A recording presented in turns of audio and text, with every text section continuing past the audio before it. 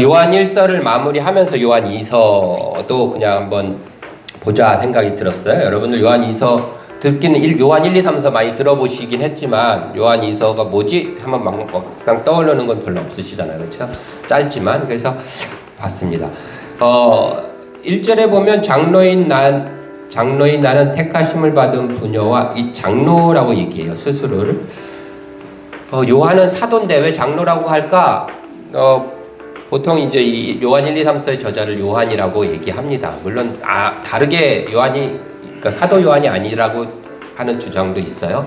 그것도 뭐 그런 대로 또 근거들이 있긴 합니다. 하지만 전통적으로는 사도 요한일 것이다라고 얘기해요. 그래서 여기 쓰인 장로는 그냥 나이가 많은 연륜이 있는 이런 의미의 장로지, 직분, 지금 우리가 생각하는 장로 직분 이런 거하고는 좀 다른 의미로 쓰여 있습니다. 그래서 여러분들 그렇게 이해하시면 될 것 같고요. 그냥 저는 요한 1, 2, 3서의 내용을 보면 저는 그냥 사도 요한이 쓴 것이다라고 생각이 듭니다. 왜냐하면 이 내용들이 전부 다 요한복음 13장 이후의 내용들과 굉장히 유사하기 때문에 그렇습니다. 어쨌든 이 요한이 산장을 차려갖고 이야기를 하고 있어요. 그런데 그 이야기가 뭐냐면 우리가 1절부터 3절에 보면은 진리라는 말이 굉장히 많이 나와요. 그렇죠? 그리고 그 다음에 4절부터는 사랑에 대한 이야기를 합니다. 그렇죠? 1절부터 3절에 보면 내가 참으로 사랑하는 자여 나뿐 아니라 진리를 아는 모든 자도 그러하는 것은 그 진리. 2절에도 우리와 함께할 진리로 말미암음이라. 3절에도 예수 그리스도부터 진리와 사랑 가운데. 4절에도 아버지께 받은 계명대로 진리를 행하는 자, 이렇게 진리에 대한 이야기를 많이 합니다. 그리고 이어서 5절부터 보면 사랑에 대한 이야기를 해요. 부녀여 내가 이제 내게 구하노니 서로 사랑하자. 사랑에 대한 이야기. 요한일서도 사랑에 대한 이야기 했었죠. 이제 그 두 가지인데 진리, 왜 진리에 대하여 이렇게 막 강조를 할까? 봤어요. 여러분들 요한 하면 어떤 생각이 드세요? 요한 사도 이미지가 어때요? 베드로 하면 어떻죠? 좀 베드로랑 정반대. 그렇죠? 베드로는 막 좀 막 급하고 과격하고 막 거칠고, 그렇죠? 막 칼 들고 말고 귀 자르고 막 이런 느낌이라면 요한은 좀 여성스럽고 부드럽고, 요한 1, 2, 3절 보면 사랑하자, 우리가 사랑해야 된다, 막 사랑의 사도 같이 느껴져요. 한번 그림 하나 볼까요? 이게 다빈치의 최후의 만찬이에요. 그쵸? 판전사님? 네. 이 예수님 중심으로 12명의 제자가 그려져 있습니다. 여기서 요한이 누굴까요? 사도 요한? 이 사람이에요, 요한이. 보이는지 모르겠지만 굉장히 여성스럽게 그려져 있어요. 그리고 다른 곳에 봐도 이 다빈치가 그렸나? 아무튼 그 다빈치가 그렸다고 알고 있는데 요한만 그린 자화상이 있어요. 사도 요한. 근데 그곳에도 굉장히 여성스럽게 그리긴 했습니다. 그렇다고 여자라는 얘기는 아니고요. 그 느끼는 이미지가 비슷한 거예요. 저렇게 사랑. 그리고 요한 스스로도 사랑하는 제자라고 자기를 얘기하고 사랑하자 이렇게. 그렇죠? 뭐든지 다 용서할 것 같고 뭐 이런 사람이죠. 그림 자체가. 됐어요? 그런데 유독 요한이 자기 책은 굉장히 과격하게 지적하는 부분이 있어요. 7절을 봅시다. 7절. 미혹하는 자가 세상에 많이 나왔나니 이는 예수 그리스도께서 육체로 오심을 부인하는 자라라고 있어요. 예수님이 이 땅에 육체로 오셨다라는 것을 부인하고 믿지 않는 사람들, 이 사람들을 뭐라 그래요? 적그리스도다라고 얘기해요. 적그리스도. 계시록에 보면 예수님을 막 대적하는 자, 막 그래서 되게 사탄의 최고 이렇게 생각하잖아요. 근데 여기서는 그냥 그런 어떤 존재라기보다는 예수님을 대적하는 사람이다, 이렇게 얘기를 해요. 근데 이 말을 요한 1서에서도 했어요. 4장에 가시면, 앞으로 2장만 넘기면 요한 1서 4장에 보면 이렇게 돼 있습니다. 2절 3절에 2절에도 보면 예수를 시인하지 2절부터 볼게요. 이로써 너희가 하나님의 영을 알지니 곧 예수 그리스도께서 육체로 오신 것을 시인하는 영마다 하나님께 속한 것이요 예수를 시인하지 아니하는, 이거 원문에는 어떻게 되냐면요, 예수께서 육체로 오심을 시인하지 아니하는 영마다 이렇게 돼 있어요. 하나님께 속한 것이 아니라 이것이 곧 뭐래요? 적그리스도이니라. 똑같은 말을 하고 있어요. 예수님이 육체로 오셨다라는 것을 시인하지 않으면 적그리스도라는 거예요. 그걸 믿지 않으면 적그리스도야 라고 얘기를 합니다. 지난 시간에 살펴봤던 요한 1서 5장 그 6절 이하에도 보면 이런 얘기를 해요. 이는 물과 피로 임하신 이시니 곧 예수 그리스도시라. 물로만이 아니라 물과 피로 임하셨다라고 얘기해요. 물로만 임한 거 아니야. 물과 피야라고 굉장히 강조해요. 이것도 예수님께서 육체로 오심을 이야기하고 있어요. 물은 보통 이제 예수님이 물로 세례 받으신 그러니까 영적인 어떤 그런 회복 이걸 인재를 얘기한다면 피는 십자가에 죽으신 육체의 예수님을 나타냅니다. 어쨌든 그러니까 굉장히 강조해요. 이 이유는 영지주의라는 이단이 있어서 그렇다 얘기를 했어요. 그렇죠? 그 사람들이 육체를 강조하지 않아서. 그런데 그렇다고 보기에도 너무 과민 반응을 보이는 것 같아요. 그냥 예수님이 육체로 오지 않았어. 이 사람들도 예수를 믿었어요. 영지주의도. 근데 육체로 오신 것만 부정했을 뿐이에요. 그러면 너네는 그렇게 믿어. 그럼 됐지 뭐. 그런데 왜 이렇게 심하게. 여러분들 예수님이 육체로 오심을 믿으십니까? 아멘. 그게 무슨 의미예요? 그냥 난 예수님 육체로 오신 거 믿어. 뭐 아무 상관없잖아요. 육체로 오신 거 안 믿어. 뭐가 달라요? 그렇지 않나요? 그냥 관념적으로만 한다면. 근데 요한은 지금 그거에 대해서 막 얘기를 하고 있어요. 그래서 오늘은 여기에 대한 걸 잠깐 조금만 살펴보려고 해요. 제가 5분 설교한다고 했는데 벌써 5분이 지났어요. 이게 어려워요. 어려운 얘기긴 한데 뭐 어렵지 않은 부분만 살펴봅니다. 두 가지 부분이 필요해서 그래요. 사도 바울이 예를 들어서 잘 보세요. 사도 바울이 로마서나 또 갈라디아서 같은 데 보면 사도 바울은 뭐하고 싸웠어요? 율법주의자들하고 싸웠죠. 그렇죠? 율법으로 구원받는 거야 라고 하는 사람들, 그래서 할례 받아야 돼 이런 사람들하고 싸웠어요. 전애들은 가짜야 막 이렇게 사도 바울이 오직 믿음으로지 이렇게 싸웠단 말이에요. 왜 그랬어요? 그 사람들이 율법을 자기 스스로만 나는 율법을 잘 지켜야지, 그래서 율법은 중요한 거니까 그렇게 했다면 그 사람들하고 싸울 일이 없어요. 그렇잖아요. 내 스스로 난 율법 잘 지킬 거야, 율법적으로 살 거야. 나쁜 거 아니에요. 율법은 좋은 거거든요. 그런데 어떻게 해야 문제가 되냐면 이렇게 안 하는 사람들 보고 너도 이렇게 해야 돼. 이게 문제인 거예요. 그러니까 할례도 받아야 되고 안 받으면 너는 삼류 믿음인 거야. 막 이렇게 하고 너 믿음이 좀 아직 약한 거야. 안 받으면 막 이렇게 하니까 문제가 되는 거예요.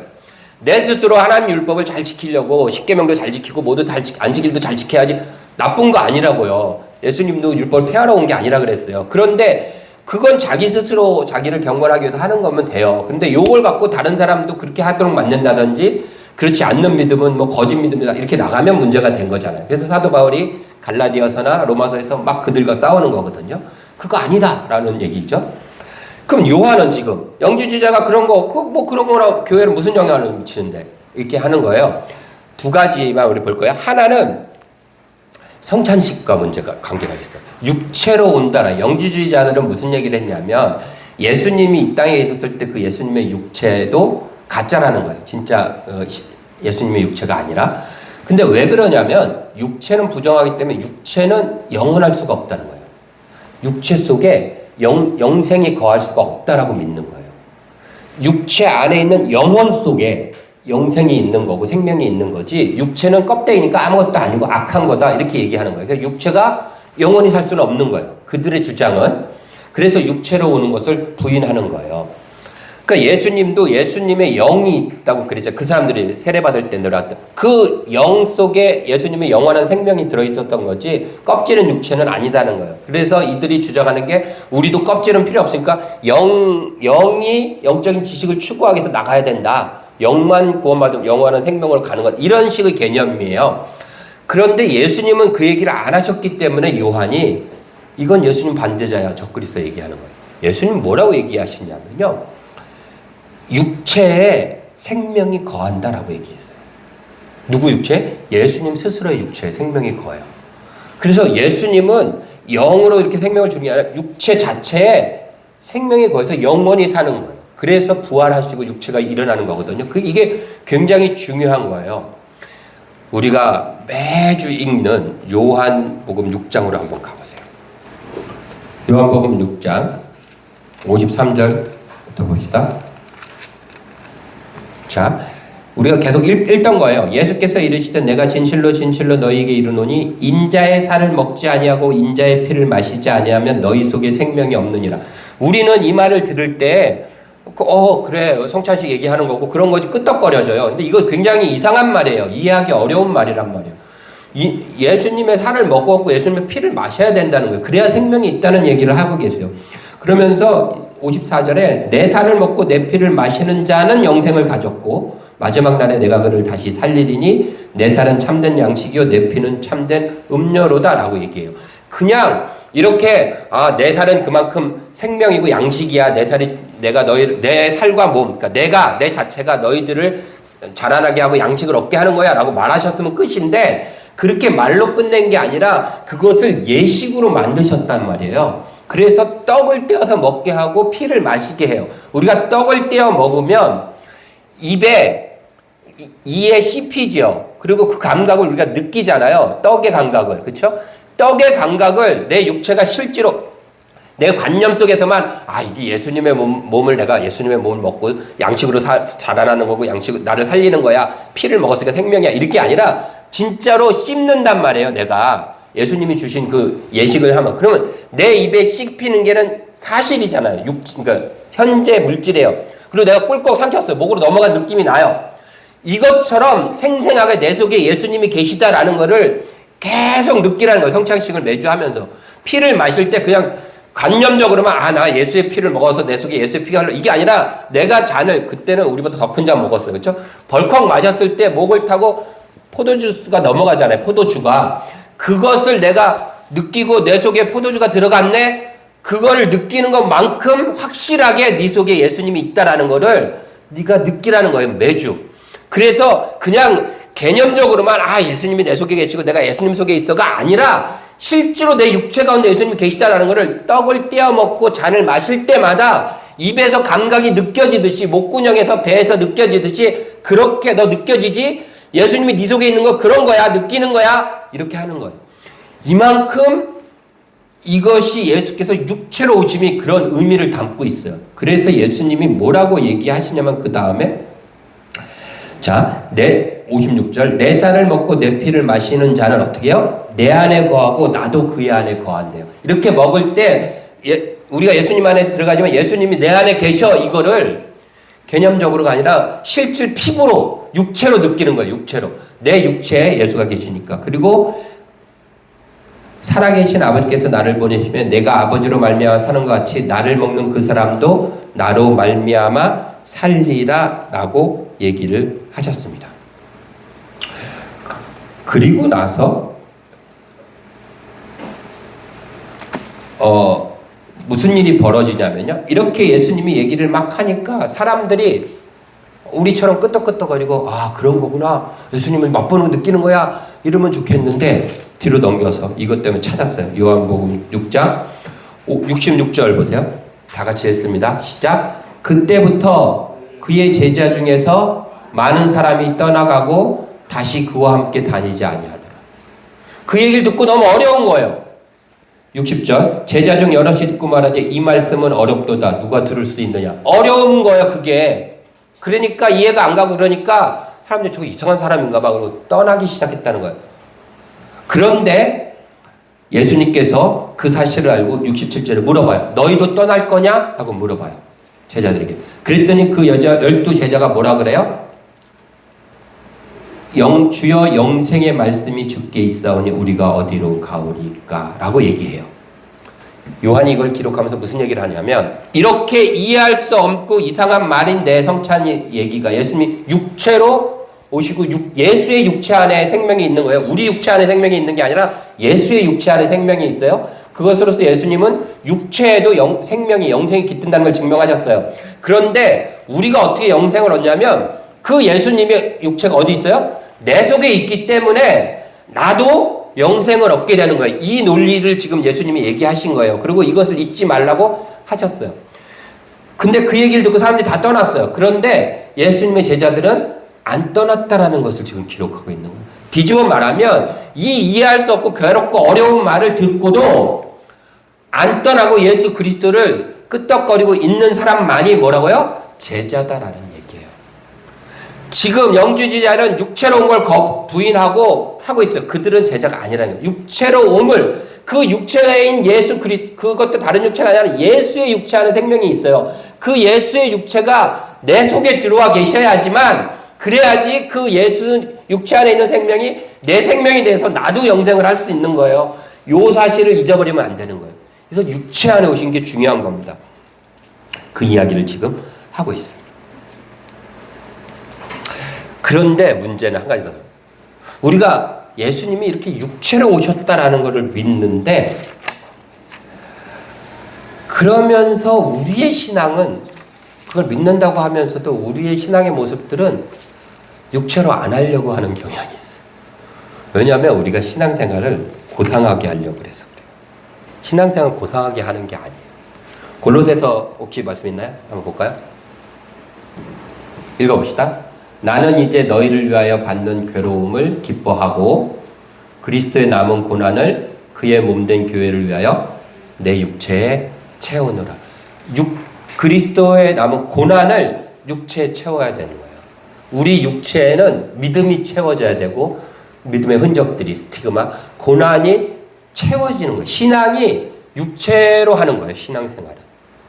자, 이 말에 대한 얘기하고 마칠 거예요. 잘 들어보세요. 우리가 신앙을 너무 고상하게 하려고 해서 문제가 되는 것 같아요. 갈라디아서 2장 20절에 보면 내가 그리스도와 함께 십자가에 못 박혔나니 그런즉 이제 내가 사는 것이 아니요 오직 내 안에 그리스도께서 사는 것이다. 우리 유명한 말씀이죠. 그리고 이어서 나오는 게 이제 내가 육체 가운데 사는 것은 왜 육체에 있느냐? 나를 사랑하사 나를 위하여 자기 자신을 버리신 하나님의 아들을 믿는 믿음 안에서 사는 것이다. 육체 가운데 사는 게 믿음 안에 사는 거예요. 육체 속에, 육체에다가 믿음을 채워서 살아가는 거라는 거예요. 요 개념에 대한 생각 우리 한 번도 안 했잖아요. 영지주의자들이 왜 육체를 거부했냐면, 그러면서 이들이 이 당시의 세계로 들어가 봐야 돼요. 우리가 성경 말씀을 특히 서신서들을 이해할 때는 초대교회를 자꾸 생각해야 돼요. 우리가 가장 오해하는 말 중에 하나가 이런 게 있어요. 로마서 9장, 우리 로마서 한번 가볼까요? 로마서 10장으로 가시면 이런 말씀이 있어요. 로마서 한번 가봅시다. 로마서 10장 10절.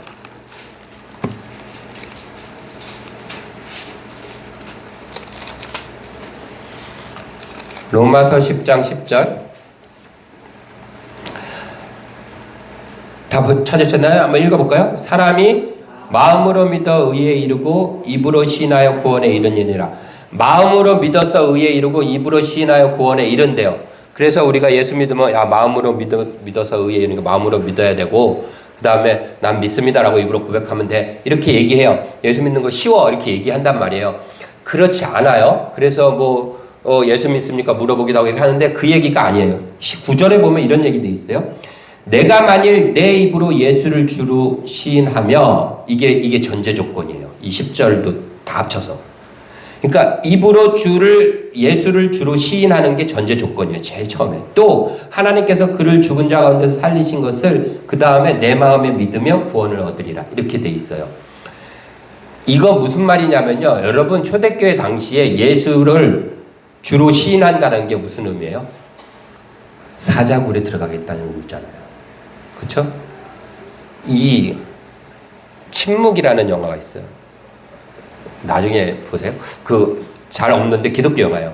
그 초대교회 당시에 막 그런 신앙을 나타내는 영화인데, 거기 보면 이런 장면이 있어요. 저도 오래전에 봐서 기억은 잘 안 나는데, 어떤 주인공이 있는데 로마인이에요.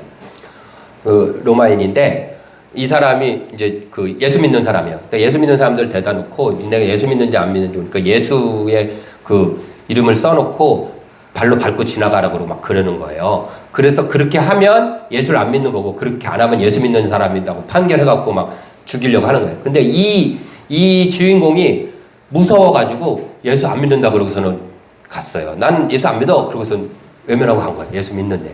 근데 그러고 나서 이 사람의 마음에 계속 찔리잖아요. 그러니까 신부를 찾아가갖고 신부한테 고해성사를 하는 거예요. 내 죄를 좀 용서해달라고. 그 신부가 처음에 뭣도 모르고 용서를 해줬어요. 그냥 고해성사하러 오니까. 그랬는데 시간이 지나면서 알았어. 얘가 예수를 부인하고 와갖고 죄책감에 맨날 이런다는 거예요. 계속 반복되는 거예요, 그게. 또 잡아가 예수 믿는다 죽인다 그러면 나 안 믿어요. 그리고 또 찔리니까 와갖고 빌고 이렇게 하는 거예요. 신부가 그걸 알아갖고 괘씸하지만 신부가 계속 용서를 해주거든요. 뭐 그런 내용이 있어요. 이것처럼 이 예수를 믿는다라는 얘기를 하면 죽는 거예요. 그러니까 여기서 내가 예수를 주로 시인한다라는 말이 그냥 우리가 길 가다가 몇 분 얘기하고서 사형리 알려주고선 야 이제 입으로 나 따라하세요. 나는 예수님이 나의 구주십니다. 따라하세요. 이 얘기가 아니라는 거죠. 입으로 시인한다는 게 뭐예요? 목숨 걸고 여기 육체에다가 그 닥쳐올 사자든 뭐 십자가든 그거를 육체에다가 채우겠습니다라는 거예요. 정면으로 그 고난과 핍박과 부딪히겠습니다잖아요. 영지주의자들은 뭐예요? 영혼이 중요하니까 그런 거랑 안 부딪혀도 돼요. 내 영혼이 영적인 지식이 있으면 예수를 아는 지식만 있으면 내 육체는 아무것도 상관없어. 그러니까 예수 안 믿어요 하고도 그들과 같이 막 우상 제물 제사 드리고 막 우상한테 가서 별짓을 다 해도 아무 영향이 없다라고 주장하는 자들이에요. 결코 고난을 받지 않아요. 그렇거나 아니면 또 하나는 산속에 들어가고 꽁꽁 혼자 사는 거예요. 세상에서 같은 교회 믿음의 형제들이 죽어나가건 잡혀가건 간에 자기는 꽁꽁 숨어갖고 나 혼자만 물 먹고 살아가는 거예요. 둘 다 틀린 거예요. 그렇게 하는 게 아니라는 거예요. 그런 그들에게 지금 요한이 얘기하는 거예요. 육체로 오심을 믿는 그는 얘기하는 거예요. 그러니까 육체로 믿으라는 거예요. 요한은. 그게 그만큼 중요하기 때문에 그래요. 신앙생활을 고상하게 하면 안 돼요.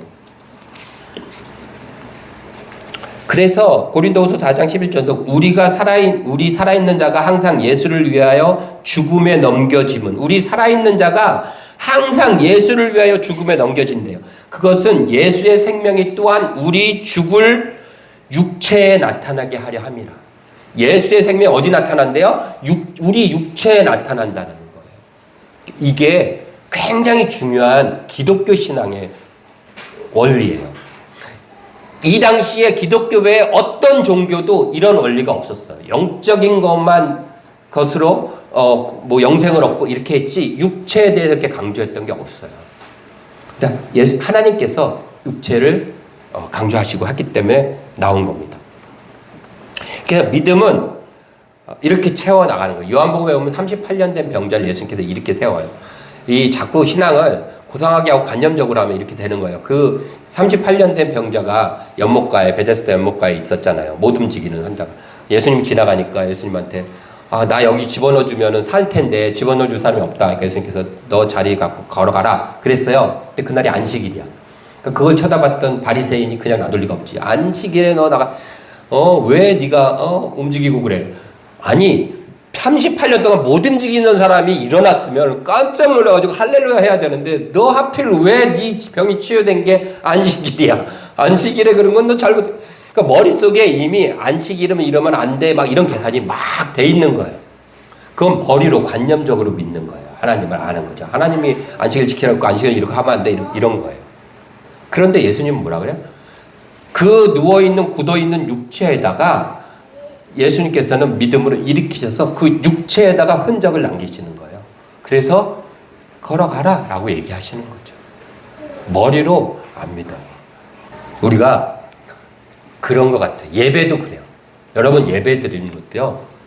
그렇게 막 몸으로 드리는 거예요. 이게 무슨 얘기냐면 육체로 예배 드린다. 몸으로 예배 드린다는 게 무슨 얘기냐면 이런 거예요. 예배가 다 와갖고 앉아서 딱 찬양하고 고상하게 익은 것 같죠? 아니요. 예배 드리는 건 어떤 거냐면 이런 거예요. 아침에 일어나는데 애들이 막 안 일어나고 안 가겠다고 도망 다니고 다율이 도망 다니고 이놈 막 사라지고 안 가겠다고 땡깡 부리고 그때부터가 예배가 시작인 거예요. 그게 예배인 거예요.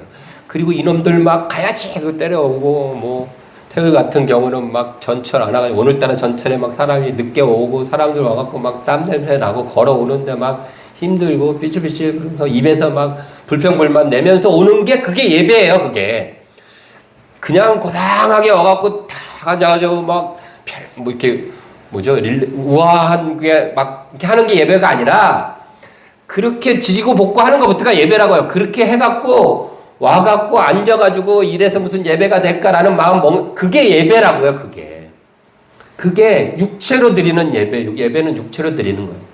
기도도 어떻게 해요? 입술로 하는 게 아니라 뭐로 해요? 몸으로 하는 거예요. 기도는 목요일날 지쳐가지고 야 막 대빨로 나가지고 불평불만하고 이게 뭐 나가서 뭐 목소리나 되겠어 기도나 되겠어 이러면서 투덜투덜거리면서 나오는 그 투덜투덜거리면서 나오는 게 기도라고요. 그게 하나님은 우리가 그렇게 지친 몸으로 나와서 하는 투덜거리는 그 기도를 원하고 계시는 거예요.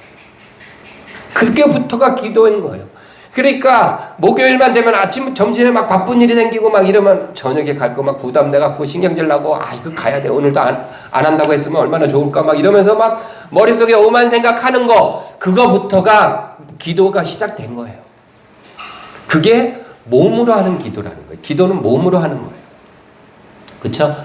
전에 전명호 목사님이 그런 얘기 했었어요. 그 새벽기도 특별 새벽기도 교회에서 한다고 그러면서 자기가 제일 먼저 했던 게 9시 이후에 무조건 자라 그랬대요.